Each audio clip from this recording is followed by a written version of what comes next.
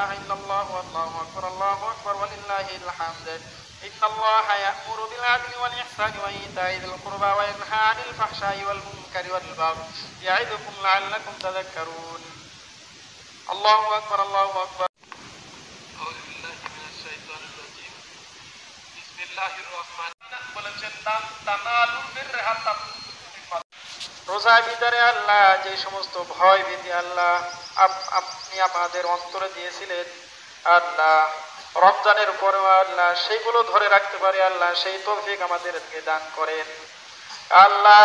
খাস করে যে সমস্ত মানুষ দুনিয়া থেকে চির বিদায় নিয়ে আল্লাহ গহীন অন্ধকার কবরে চলে গেছে আল্লাহ তাদের পক্ষ থেকে ক্ষমা চাই, তাদেরকে আপনি মাফ করে দিন আল্লাহ।